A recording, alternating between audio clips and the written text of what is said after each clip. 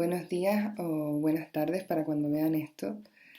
Eh, a continuación voy a presentar mi investigación acerca de la anexión que propongo entre arte y filosofía, el papel de la imagen en la educación y sobre todo con la intención de un trabajo conjunto entre ambas dentro de las aulas y también fuera de ellas, incluso dentro de una propuesta académica. Mi nombre es Tai Rivero Pérez, como se puede apreciar en pantalla. Soy graduada en filosofía, tengo un máster en investigación filosófica por la especialidad de lenguaje, mente y ciencia, y además consto del máster de profesorado, que es el que me ha llevado a realizar dicha propuesta y dicha investigación. A continuación desgloso, por si fuera de interés particular, la estructura de la investigación, que puede consultarse a través del repositorio de la Universidad de La Laguna, e incluso contactarme por correo para hacerla llegar completa. Dado que me he centrado en focalizar un problema detectado dentro de las aulas españolas, actualmente ejerzo como profesora de filosofía, por lo que pude llevar a cabo dicha propuesta de manera empírica dentro de mis propias aulas y con mis propios alumnos, por lo que existe una actualización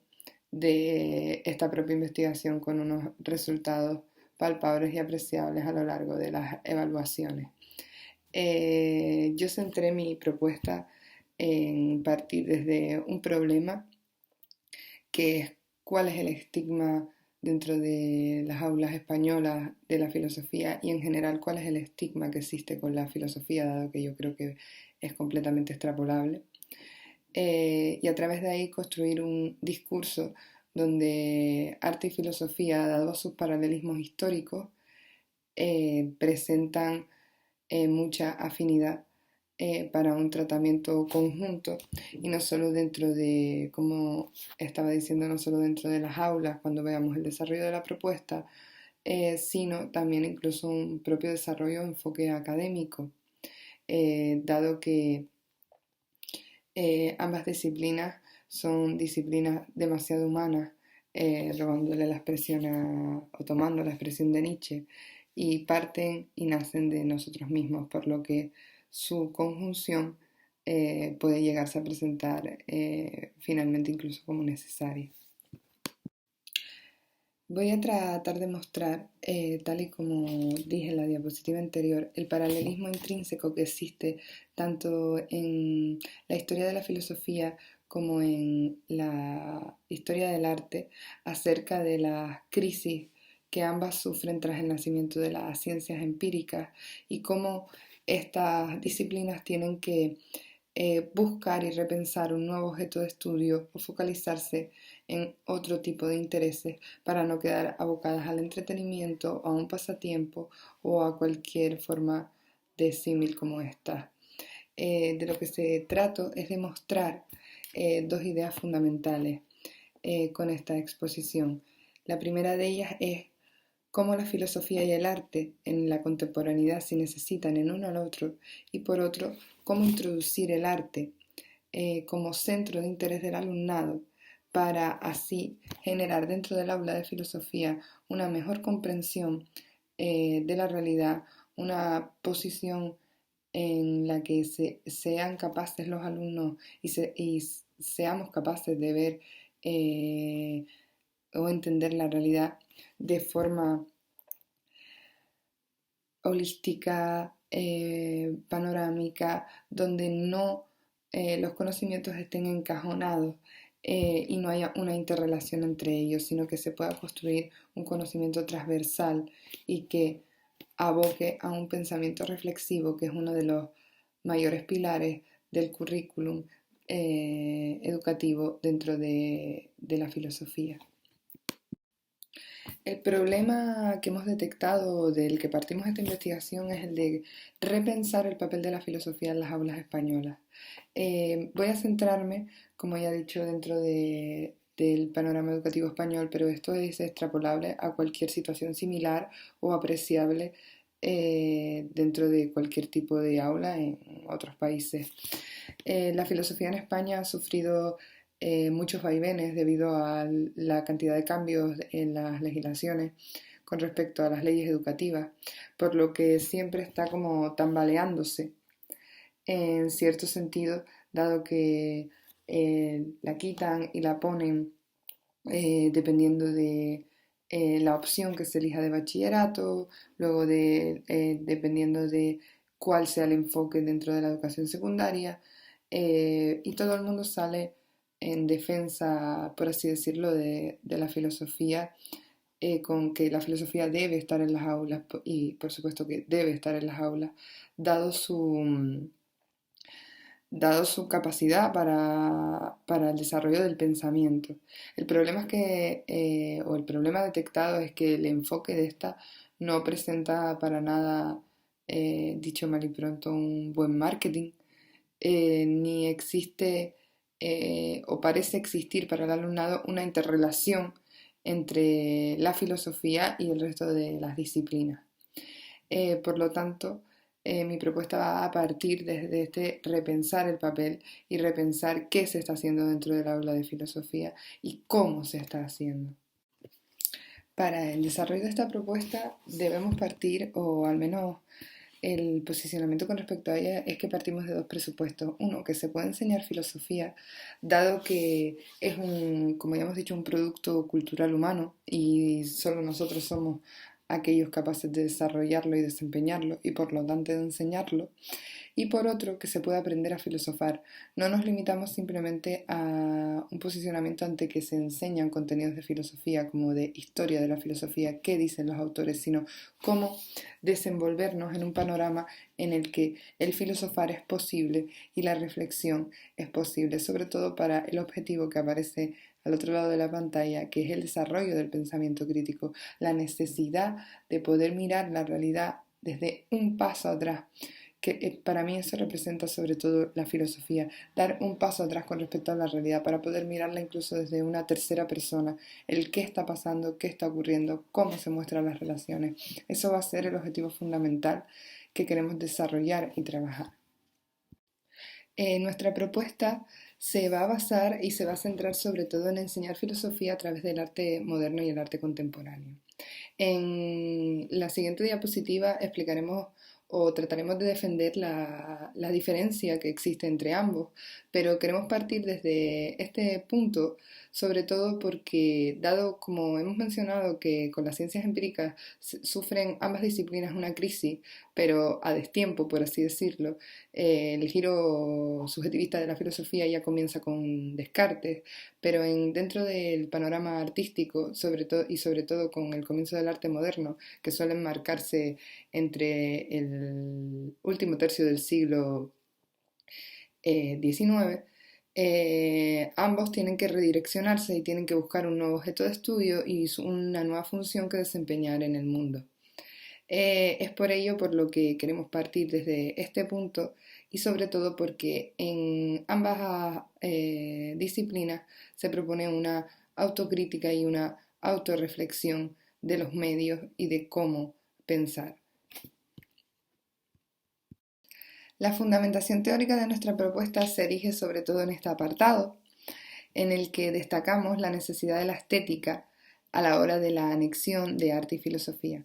Existen dos disciplinas dentro de la propia filosofía, dos ramas que se encargan del tratamiento del arte. Una de ellas es la estética, como hemos nombrado, y la otra es la filosofía del arte. Los límites entre ambas pueden parecer bastante difusos, pero una definición a la que me gusta acogerme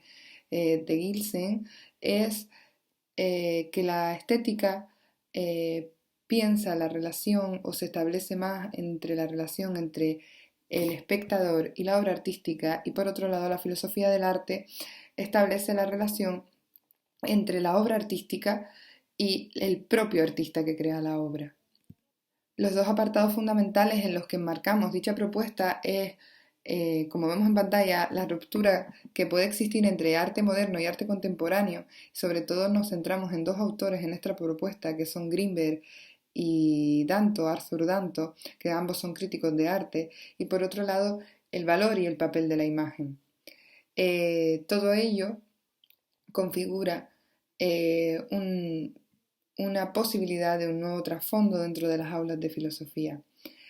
Para comenzar brevemente con la ruptura entre arte moderno y arte contemporáneo, destacar acerca de este apartado, sobre todo, que el arte moderno ha de haber finalizado ya si podemos establecer una definición y diferencia con respecto al arte contemporáneo. Ambas asignaturas de las propias formas de hablar de estos tipos de arte están relacionadas con la temporalidad. Sin embargo, no hacemos referencia única y exclusivamente a eso cuando hablamos de moderno y contemporáneo. El arte moderno, como podemos ver en pantalla, se establece desde el último tercio del siglo XIX hasta los años 60-70. Una de las marcas fundamentales del arte moderno es la autoconciencia del arte. El arte abandona ya a partir del siglo XIX su representación de la realidad y del mundo y de lo que ocurre en este para plantearse los propios límites de la obra artística, del propio medio de producción de esta y hacer el arte por el arte. Sin embargo, el arte contemporáneo se erige en dos supuestos o dos ejes en los que ya está establecido la institución artística del museo como regidor del arte y por otro que se ha tomado la libertad absoluta en cómo generar la obra artística debido a esta autoconciencia que se genera en el arte moderno. Sin embargo, ¿qué ocurre con el arte contemporáneo? El arte contemporáneo contempla obras incluso en las que no se establece un objeto palpable visual como dentro del arte conceptual en la que se pueda acoger a una figura o algo a lo que juzgar o algo a lo que ver y sin embargo sigue siendo considerado arte. Este tipo de arte, el arte contemporáneo sobre todo, puede ser muy prolífero académicamente a la hora de establecer sus relaciones con la filosofía, debido a que para mí se establece una necesidad entre el pensamiento filosófico y el pensamiento artístico actual. Por otro lado, señalar el valor de la imagen y sobre todo el valor de la imagen en la educación, ya que la imagen se convierte en una forma de lenguaje porque su medio principal es la comunicación. O sea, las imágenes nos comunican cosas, existen códigos en los que nosotros establecemos relaciones y sabemos qué debemos hacer a través de imágenes y son códigos que, señalando sobre todo un antecedente que es el proyecto isotipo de Noira, en el que él trataba de establecer un lenguaje visual universal independientemente del lenguaje natural con el que provenga la persona, todo el mundo pueda comunicarse. Para mí el arte posibilita este tipo de entendimiento entre el individuo y sobre todo hay que tener claros dos fundamentos a través de este tipo de considerar a la imagen o como lenguaje y es que hay una necesidad de una alfabetización visual, o sea, debemos aprender a ver las imágenes. Por ejemplo, un ejemplo muy gráfico que me parece de esto es quizás el código de circulación que existe en la carretera. Nosotros debemos ir a aprender a una autoescuela el código de circulación para saber qué significan las señales, porque hay señales que podemos intuir o señales y que realmente no. Entonces realmente hace falta una alfabetización visual. Y por otro lado, la dependencia del contexto en el que se encuentren las imágenes es muy importante. Para implementar el arte como herramienta educativa, para mí es necesario partir de estos principios con el fin de extrapolarlo en algún sentido a el aula de filosofía, a la comprensión de la filosofía a través del arte y sobre todo porque incluso el propio planteamiento del arte se convierte en un problema filosófico en el que poder filosofar y tener un espacio para filosofar en él. Como señalé anteriormente dentro de el arte contemporáneo, debido a sobre todo al enaltecimiento en los últimos tiempos de la posmodernidad y la caída en la posmodernidad tanto de distintos planteamientos filosóficos como del propio devenir del pensamiento, debemos hacer frente a este sin límites, sin definiciones dentro de la propia filosofía y sobre todo desde una posición que anhela a la ilustración, para teorizar y buscar cuál es el camino del arte, cuál es el camino dentro de la filosofía, cómo seguir avanzando y cómo generar una nueva forma de pensamiento. Para ello, para mí se ve clara la necesidad de la anexión entre el pensamiento filosófico y el arte. Queremos presentar dentro de las aulas la obra artística desde dos perspectivas distintas a la hora de abordarla. Por un lado, la obra artística se puede abordar de manera histórica para el tratamiento de un determinado problema y contextualizarnos en ella, como por ejemplo podría ser el trabajo con el Guernica de Picasso, o de manera ahistórica o psicoanalítica, y es radicar directamente en la interpretación de la obra sin atender necesariamente al contexto en el que se dé. Por ejemplo, la imagen que aparece en pantalla de la obra de Magritte de Esto no es una pipa puede ser considerada completamente atemporal, porque realmente lo que nos interesa para el trabajo dentro de ella es la difusión que existe o relación que pueda existir entre realidad y apariencia dentro del aula de filosofía. Por otro lado, el conocimiento de la propia obra artística por parte del docente posibilita muchísimas más tipos de herramientas y guía para el propio alumnado de cómo entender el arte y cómo entender la filosofía y el propio pensamiento dentro de ella.